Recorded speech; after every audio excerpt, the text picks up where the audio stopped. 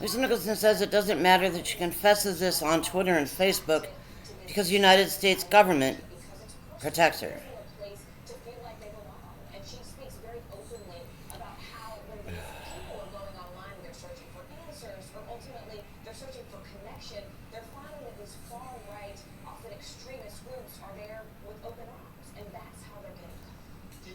Lisa Nicholson says it wasn't much of ordinary citizens, but it was all of the United States government that protected her and protects her.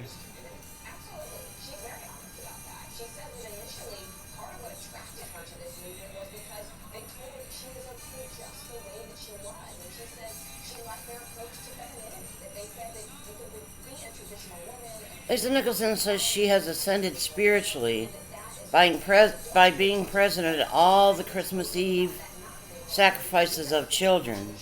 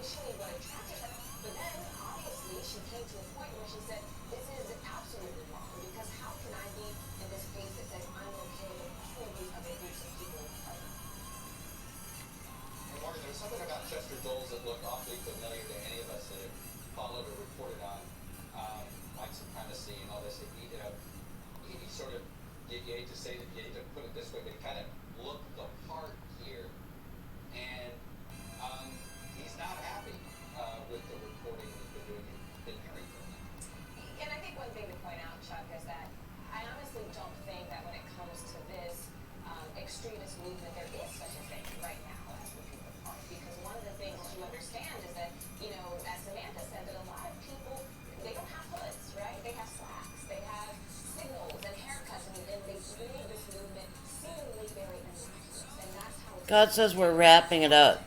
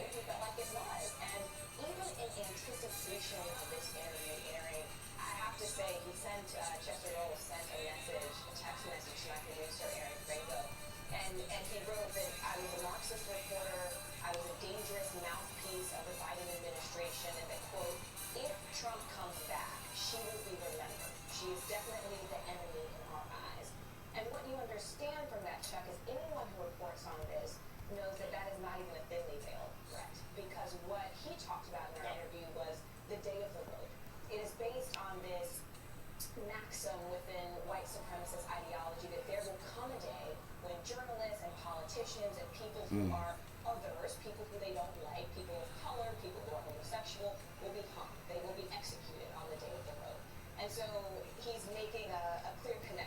It's business, bitch. Yeah, well, this sucks.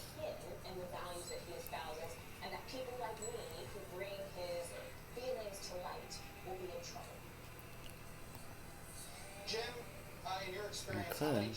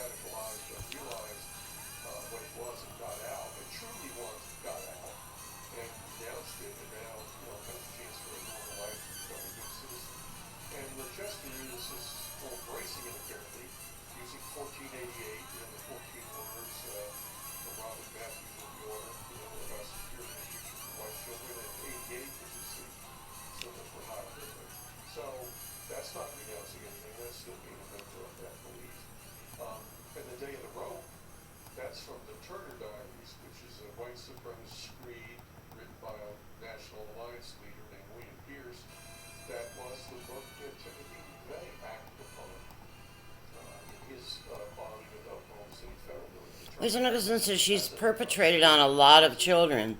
And there may be a lot of information about her on the internet.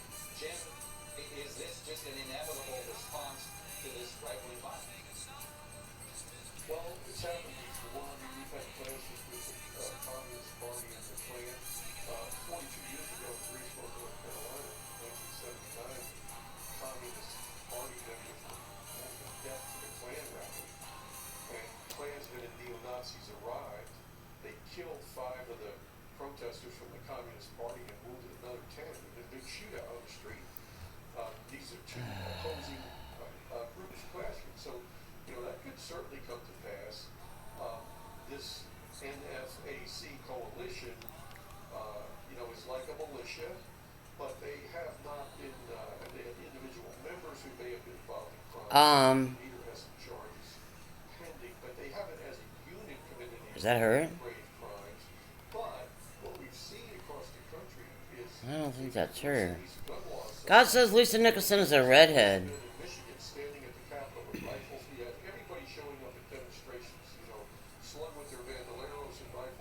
Was that her?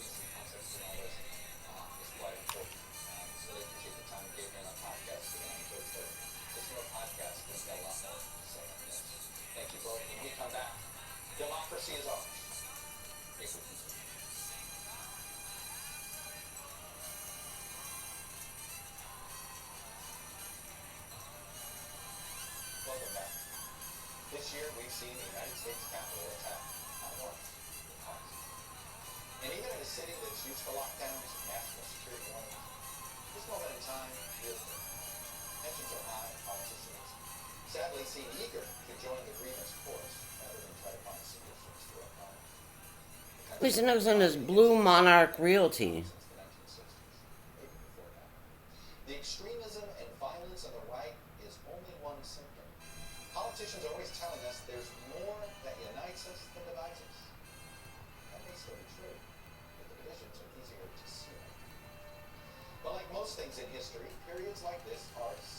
She says she's connected to Danielle Steele.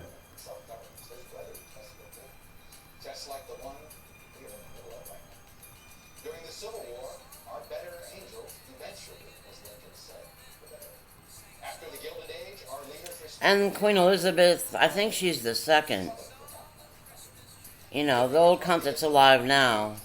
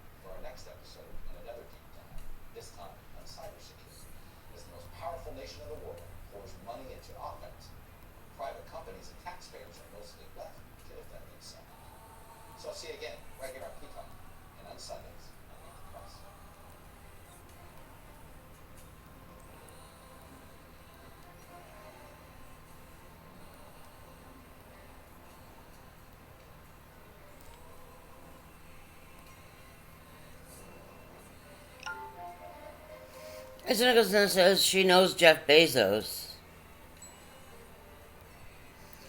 She thought he owned Facebook, but then she runs the government. She doesn't need to know anything about it.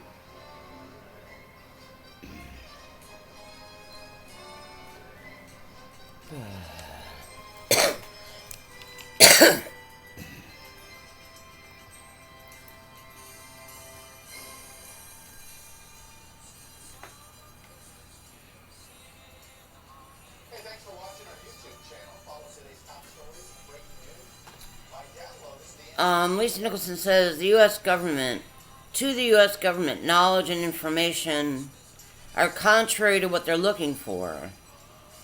They won't hire you if you have knowledge about something.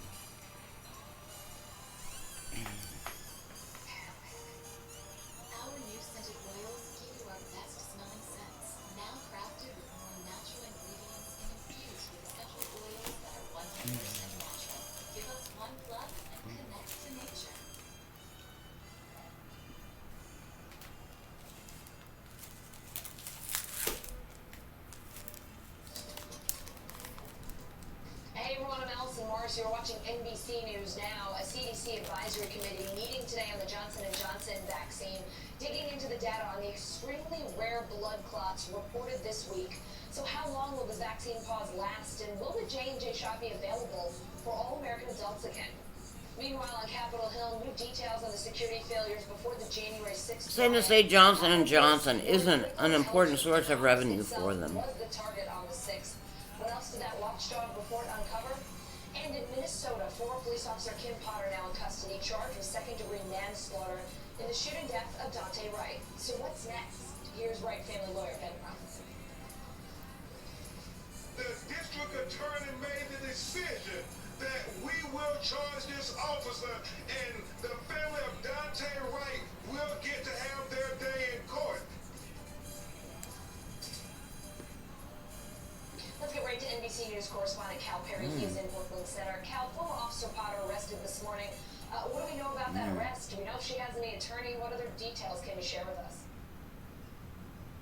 So she was arrested at 11:30 a.m. local time, about 4.5 hours ago. She does have an attorney. He goes by the name of Earl Gray. He's actually the attorney for former Officer Lane, who was involved in the death of George Floyd. Obviously, that trial continuing now as the defense putting on their case. So people here in Minnesota feel like this has sort of been an onslaught of these very bad Officer Potter arrested this morning in St. Paul, Minnesota. Looks a little like Hattie Jeanette Barnes. 10 years in prison. It's pretty clear that the Washington County attorney put this charge on first because they feel like this Has there been another? They could add charges certainly in the coming weeks. This could be the first one, but the charges brought officially. She's actually been booked into a Hennepin County jail facility, which is where she is right now, Alice. So, Cal, how did the county attorney decide here on second-degree manslaughter charges? So that charge certainly seems to fit with the intentional act that results in the death of somebody. This, as I said, I think is probably a charge, and when you look at these police-involved shootings, this is a charge that the county attorney thinks can stick, that a jury could convict on. Certainly, when it comes to these cases, you want to try to put the alleged defendant on the back foot. Certainly, that seems to be the case here. Again, this is a charge that people are familiar with. The police officer who was charged in the shooting of Philando Castillo, in 2016 was charged with second-degree manslaughter. It's, I think, in the eyes of the prosecutor, it's a very reachable charge. It's one that could stick out. Cal, Daunte Wright's brother says he is not too happy with that manslaughter charge, and he's expecting more protests tonight. What are you hearing from the community this afternoon? I can see folks gathering behind you now. Yeah, so I think it's really two things. It's certainly the charge itself. They were hoping for a first-degree manslaughter charge or a murder charge, be that second-degree or third-degree. Certainly that was the hope. It'll be interesting to see, whether or not the crowds come out tonight. Very small crowd last night, but one that seemed dedicated to having. It's possible that Lisa Nicholson, Betty Nicholson, Donna Jean Bachman Lansford, and Natalie Croft tortured more than any satanic women in history. And this is, of course, happening around the country. We saw this in Kentucky on a state level after Breonna Taylor. We've seen this now on a national level with the George Floyd Justice in Policing Act. There's a lot of discussion about that federal law, which could change the way that policing is done in America. And I think you're going to hear more of that, certainly as we get closer to a verdict as well in the George Floyd case, just 10 miles from your house. Today's Erie's birthday, so it's very significant. I'm getting my neck adjusted by Dr. Donovan. I guess Harry was in charge of Holy Spirit broken neck ops. A former medical examiner taking the stand, saying that Derek Chauvin's knee did not injure George Floyd's neck. Is it your opinion that Mr. Chauvin's knee in any way impacted the structures of Mr. Floyd's neck? No, it did not. None of the vital structures were in the area where the knee appeared to be from the videos. NBC News correspondent Shaquille Brewster covering the trial for us in Minneapolis. Chauvin's attorney Eric Nelson questioned Dr. David Fowler about the officer's position. Harry says he's always loved Donna Jean Bachman-Lansbury. No matter what she did to the children in their care, he's always loved her. In a way that was threatening to George Floyd, for example. So he mentioned that there was no physical damage or physical damage to George Floyd. No physical examples of real pain there. That there wasn't the trachea, for example, that was broken. So he really leaned on that. But I mean, in the cross-examination, you heard Jerry Blackwell point out that sometimes you don't see signs of physical damage or physical issues when there is a situation of asphyxia. You also heard him talk about the cause of death. Satanist has to be alone, forever alone. He said that George Floyd had Firmly a sudden affirms the cardiac power of an arrhythmia infinite number of due to his infinities. heart disease during the restraint and subdual by law enforcement. That's much different than what you heard from some of the other medical experts presented on by the prosecution, who said that subdual and restraint by police essentially caused the cardiopulmonary arrest. So you got a differing perspective this time around from Dr. Fowler, which is what we were expecting with him being the defense witness, Allison. Satanists say they torture so viciously that God Definitely a cannot different protect perspective children. Coming from the defense, Dr. Fowler also said he would not call the cause of death a homicide. Here's part of that testimony. Yep. In most circumstances, in most jurisdictions, a drug intoxication would be considered to be an accident. He's got significant natural disease, and then he's in a situation where he's been restrained in a very stressful situation, and that increased his fight and flight type reaction. And you put all of those together, it's very difficult to say which of those is the most accurate. So I would fall back to undetermined. So, Jack, the doctor also said carbon monoxide from the squad car tailpipe near George Floyd could have played a role in his death. How did the prosecution handle that one in their cross-examination?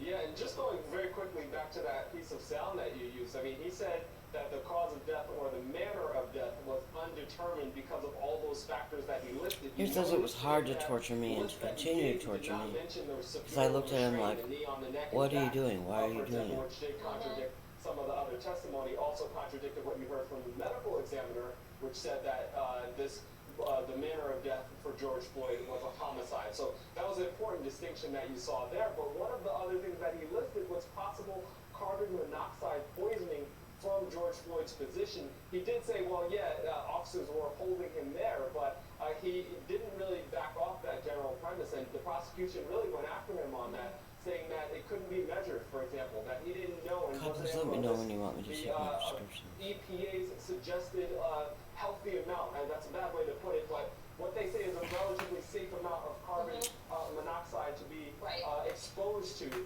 They also mentioned that he didn't know whether or not the car was on. He didn't have any evidence to suggest that the car was even running at the time. So the prosecution did what they can to swat at some of those more speculative aspects of Dr. Fowler's testimony. But remember, the point of his testimony is to create the doubt. This is the prosecution's case. I don't remember suffering around Donna or Harry's birthdays. I don't recall having an anniversary reaction on April 1st or April 19th. You got it. Pretextual traffic stops. Police use that tactic often. Pulling over a driver, maybe for a minor traffic violation, and then doing something like searching the whole car. Officers have pretty wide discretion in who they choose to stop and why, and we know all too well that that's had an adverse effect on black and brown community.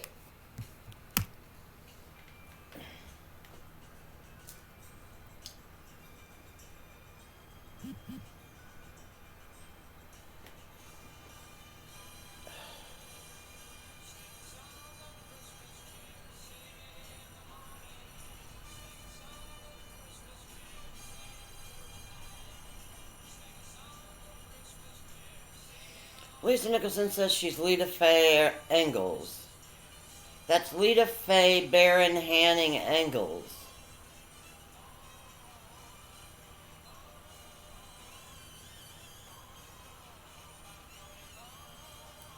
Lita Faye Baron Hanning Engels says she tortured a lot of children. When she was in the Navy in Philadelphia with Richard Hanning Sr. They were married, and he had a few kids with her and then raped her for a third kid and then told her he was a fag and left her.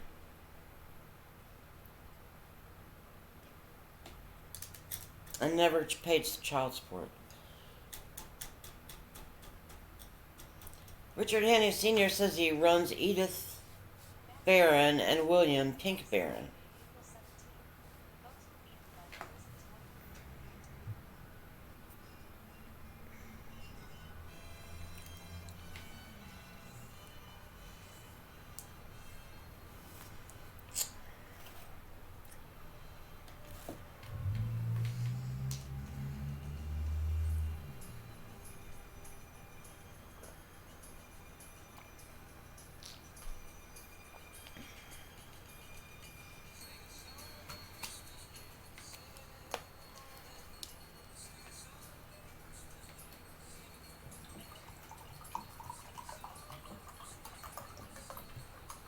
Richard Hanning Sr. says when he learns how to write, he'll write a book like Jim Garrison's On the Trail of the Assassins and make me think he's a good man.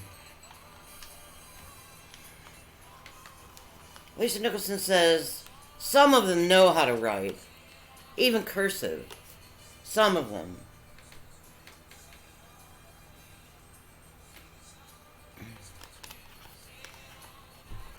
Betty Nicholson affirms it. Some of them know how to write. And that the CIA keeps the copy machines full of ink in case some of them don't know how to write. They say the CIA teaches them how to sign their names, though. So their certificates of psychiatry or psychology or realty or whatever can look legitimate.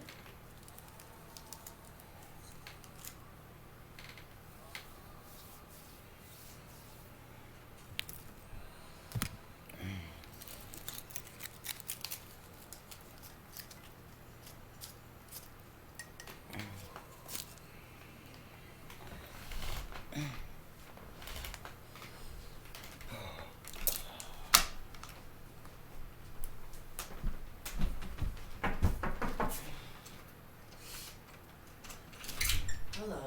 Hello, hello. How are you, my dear? I'm doing well, thank you. That's good. Got your cold stuff. And your warm stuff. Thank you so much. Hi, we'll see you tomorrow. Okay, bye-bye. Take care. You too.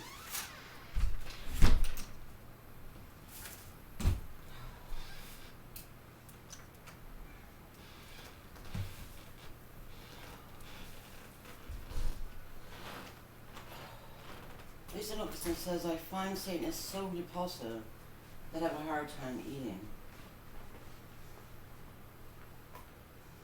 And that with all that he did to me, I should look like a 600-pound woman. But I only look like about a 200-pound woman. I find it very hard to eat. Wasn't able to eat around Harry when he was alive in the last years of his life. And Satanists are so repulsive.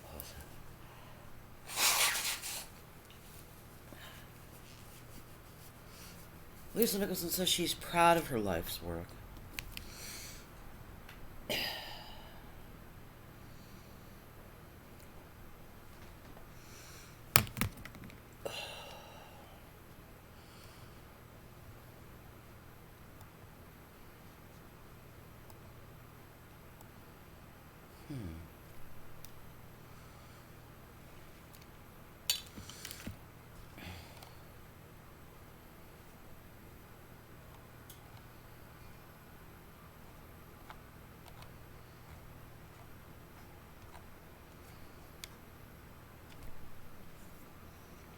Gino says he has set Satanists free.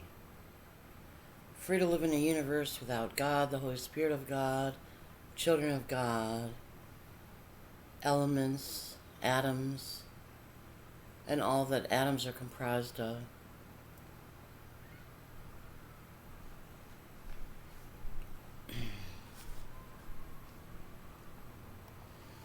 I'm going to stop recording and start recording again.